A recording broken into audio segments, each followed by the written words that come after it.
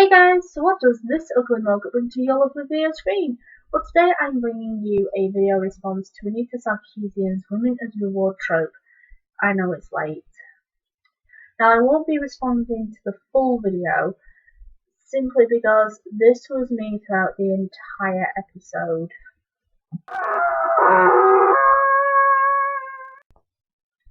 And this.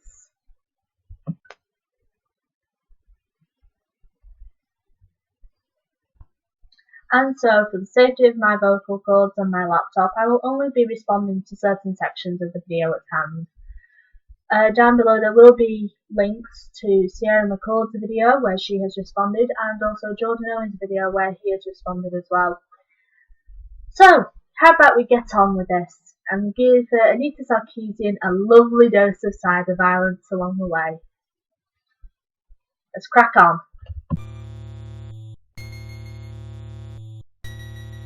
In 1987, Nintendo released a 2D action-adventure game for their Nintendo Entertainment System, which departed from traditional video game conventions. Metroid starred a bounty hunter named Samus Aran, who's covered head to toe in the now iconic cybernetic power suit.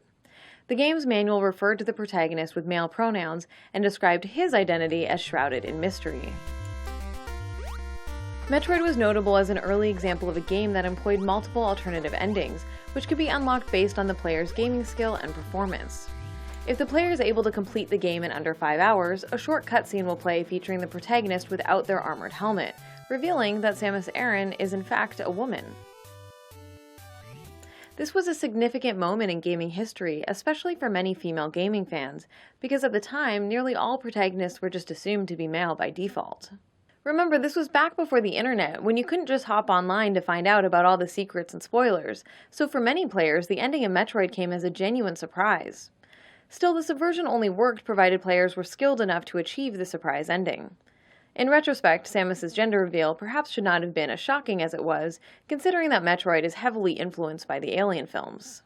Sadly, the alternate endings did not stop there. The two best endings make Metroid one of the first games to exploit the women as reward trope, as both reveal Samus in various states of undress. The better a player does, the more clothing is removed.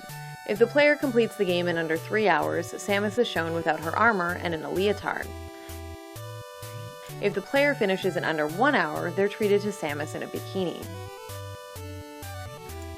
So yes, Samus wasn't a damseled woman waiting at the end of the game as a trophy, rather her body itself became the prize awarded to players for a job well done. Later games in the Metroid series continued the convention of rewarding players with endings featuring Samus in various states of undress.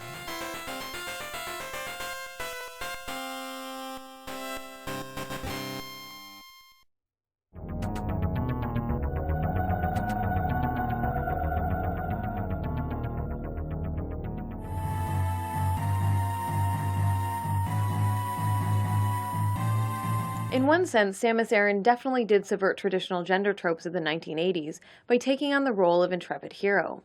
However, she and her body were still presented to players as prizes to be won. Yeah, she was used as incentive, so what? Many people are in certain situations. Basically, it's as you said, Anita.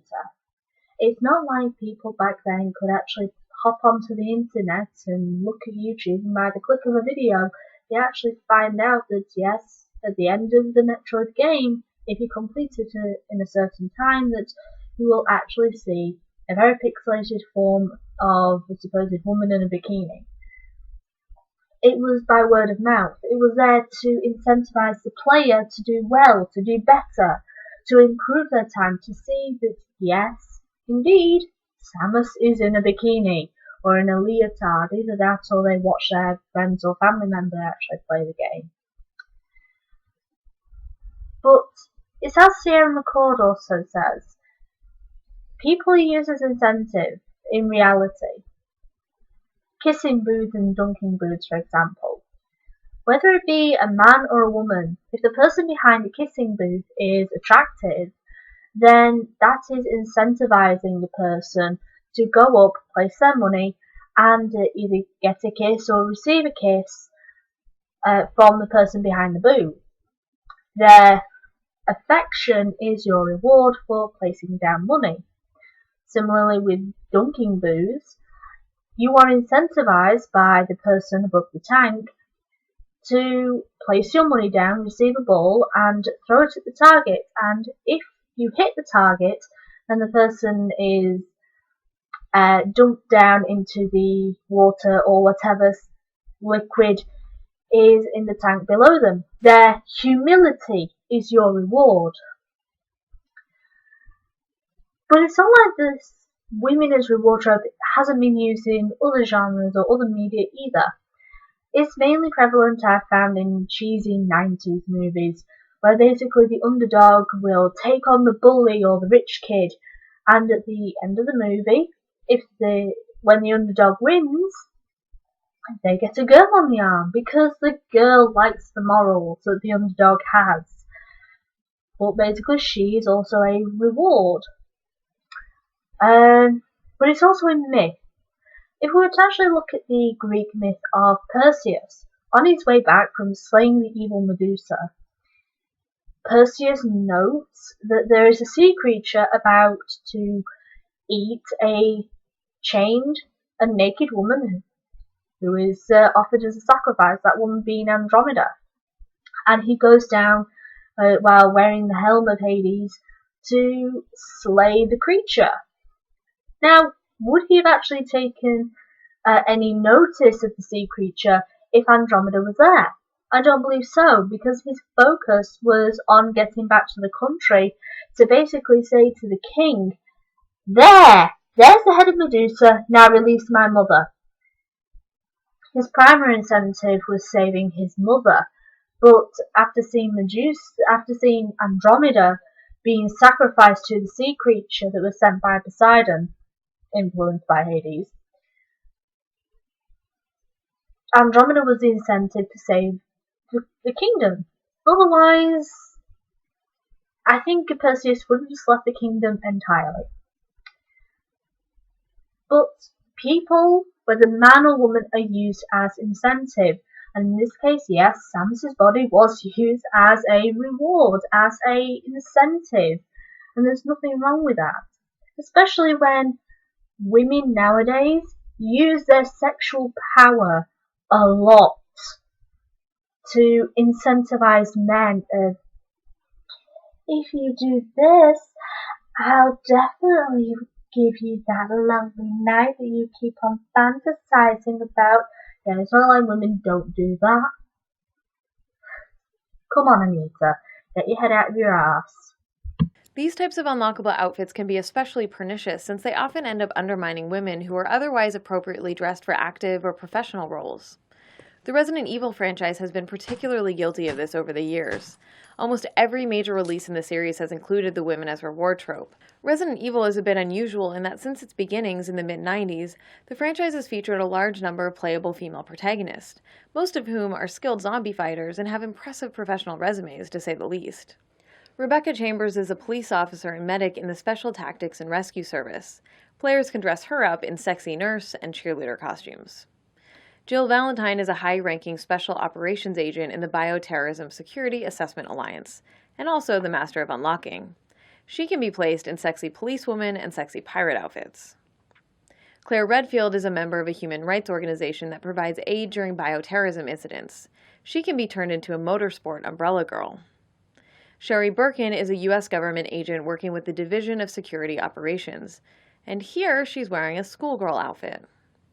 Helena Harper is a Secret Service agent and a former member of the CIA. Her unlockable costumes include another sexy policewoman, complete with miniskirt and garter belt. Shiva Alamar is an agent for the Bioterrorism Security Assessment Alliance, operating in the West African branch.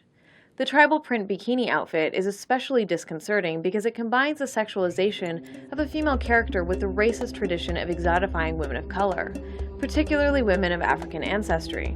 More on that topic in an upcoming video. Hey, I like that sexy pirate outfit. I think Jill Valentine never looked better, to be honest. But, oh no! Optional costumes that players have the option to put the characters in. Basically, Anita, what I'm getting at here is that these costumes are optional. It's not like the moment that you've found the costume that it's mandatory that the characters are placed within these costumes. It's optional to the player. Some players might not even want to find the costumes and will continue the game as is. Some like to find the costumes so that they're collectibles, so what? But some actually find them to use them, yes. Hi, I'm one of them. Because, and it's kind of a dark game, and the silly costumes just give you a bit of a giggle. Or it does for me, I don't know how it is for every other player, because I don't speak for them, but my own personal experience, I kind of like running around as a sexy pirate, because it gives you a bit of a giggle. You know? But the fact is, it's optional. It's not mandatory. It's not like the game is beating the player over the head, going, now that you've found the costume, you will put the character in it. No! It's not like the game is doing that. It's optional. Stop trying to demonize gamers thinking that as soon as they get a sexy outfit, they put the character in it. As a reward for completing the main game under specific conditions, players gain the ability to shove these female police and special agents into the digital equivalent of those patronizing sexy Halloween costumes we see mass-produced every year. You don't seem to understand simple economics, Anita. Where there is a demand for such things, the market will seek to fill and supply that demand. It's quite simple. Whereas you find that these costumes are sexist and patronizing, on the other side of that coin, you'll find women and some men who find these costumes fun, cute, sexy, and will actively go out and buy the sexy cop, the sexy schoolgirl, and the sexy nurse for Halloween or another costume party. But if you don't like those sorts of costumes, Anita, down below is a link to Girl Does Rants, where Girlie lists the top 10 weirdest costumes for Halloween. Take your pick out of that, Anita. You might find something to your liking. If I might make a suggestion for you and your ilk, since you use this quite a lot, hashtag costume might be to your liking. Well, I think I'm ready for trick-or-treating this year, don't you think? Yeah. These ensembles are not only completely inappropriate for the mission at hand, but also reduce otherwise capable characters to sexual objects for the voyeuristic enjoyment of players. None of this makes any sense. What did we do? Wish I could tell you. The latest game in the series, 2015's Resident Evil Revelations 2, continues this condescending tradition by offering DLC that puts Claire Redfield into a sexualized cowgirl outfit and forces Moira into whatever the hell this is supposed to be. The developers call it an urban ninja costume. They're not meant to be practical, Anita. It's a joke. It's a bit of tongue-in-cheek silliness, that's all it is. You don't have to take it so seriously. It's just something silly, it's a bit of a joke, so what?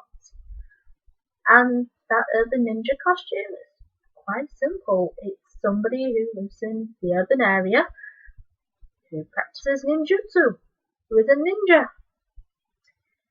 Learn what a ninja is and then you might be able to figure it out. But again, all this is just something silly, it's a joke. A light-hearted, silly, tongue-in-cheek joke. Alternative costumes for men are rarely objectifying. They're instead presented as tough guy power fantasies for other straight men to identify with. Sorry, say what, Anita? I was too busy objectifying that well-muscled man. That very well-muscled video game character. You see, women can objectify men too. It's not a one-way street where men just objectify or find women sexually arousing. Not to mention that I think you're cutting out a large majority of the LGBT community here. by saying that it's only men, and that men who have alternative costumes is just male power fantasies. What if gay men like the well-muscled men just as I do? And what if the lesbian women who might like the sexy pirate girls? You know, there are those people, there are those gamers too that are out there. It's not just a one-way street. In the gaming community, we see this entitlement-fueled outrage bubble to the surface when some gamers encounter indications that games aren't made exclusively with their fantasies in mind. Angry public temper tantrums from straight male players have occurred when role-playing games have forced them to interact with gay male characters, or presented them with lesbian characters who were not available as romance options to male avatars. And this is where you confuse me, Anita. Are those 3 games that you have beside you examples of good games that have avoided the controversy surrounding romance options? Or are they examples of games that are full of controversy surrounding the romance options? Please explain. Oh wait, you don't. They're just there to look pretty. You go off on a tirade about how presumably straight white men throw temper tantrums over the fact that they can't romance certain characters in the game. Okay, let's focus on those 3 games right there. Mass Effect 2. I didn't really notice any controversy surrounding the romance options in this game. If there are, please tell me below. I mean, the only controversy I ever heard about was about the dark matter subplot that just seemingly went nowhere. I mean, it was mentioned throughout the game, but it went nowhere. So there was no real controversy surrounding the romance in Mass Effect 2. If so, let me know. Mass Effect 3. Now, the only controversy that was big enough to include the romances was the ending. If you don't know about it, the ending was shite.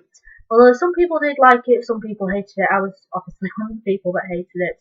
But how it pertains to the romance options was, in the old ending, you got 3 options for the ending, either blue, green or red ending. And in those endings you've got 3 flashbacks, being that of Joker, David Anderson and Liara, one of your teammates. And one of the questions, or an example of the questions to BioWare was, why is my Shepard thinking about Liara when I romanced Garrus? Why is my Shepard thinking about Liara when I romanced Tali? It was that sort of thing. That was the only way it pertained to the romance. Other than that, it was, did my romance option get safely off Earth before everything went to shit? But that, I mean, I think there was another one, but I'm not exactly sure. But again, not that big. Dragon Age Inquisition. There was a romance controversy surrounding this, but not what you're saying. And that was Dragon Age Inquisition was banned in a certain country. I believe it was India. But it was banned in a certain country because of Dorian, the only gay, or the gay character, the gay romance option. Not because of Sarah though, which was the lesbian romance option, but because of Dorian, because the BioWare did a fan service to Dorian being, oh, he's a defender mage, but he's gay! You know, but it got banned in India because it wasn't part of their religion, or it wasn't part of their culture, it was sinful. So that's the only biggest controversy. But all that aside, romance options are that, optional.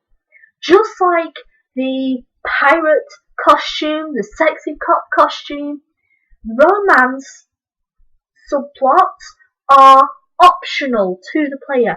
Many players don't do them. Obviously, I'm one that does them, because I find them pretty cute sometimes, but many players do not bother with the romance options. Plus, if we take a look at all these games, What do they freaking have in common? The same developer, BioWare, which is probably the most progressive developer ever. Don't get me started on Dragon Age 2, where everybody is bi, but at least two or one character is gay in all their games, or bi, or lesbian. It doesn't matter. They are the most progressive games developer out there. But other than that, the romance options are optional. If people are complaining about them, it might actually be the women. Okay? They're wondering, why can't I romance this? I mean, I know several women myself who are going, why can't I romance Dorian? But guess what? They actually changed the character to be a male avatar, and then they romance Dorian. You know, it's not that hard just to create a new game with a different avatar and romance these characters. It's not that hard. Okay? Oh, seriously. Romance options are optional, just like the costumes. So that's the response video, guys. Sorry if it's not what you wanted or expected, but I couldn't stand the full episode. I would have been screaming into my pillow before the halfway mark. Because my overall impression of what I got from that video was simply, she was proclaiming how she hates men. She was literally screaming throughout that episode, evil men, evil boys, men are simply there to objectify women. Women are weak, vulnerable creatures, we must protect women, and men are evil. that was it. Speaking about male entitlement, which if you switch a few words around, it's feminist entitlement. You know, that was all it was throughout the entire video. She was just demonizing men and male sexuality. So, I'm sorry if it's not what you expected, guys, but comment below what you thought of the video. I would love to hear from you, and I hope you enjoyed this lovely dose of cyber violence to Anita Sarkeesian. Bye, guys!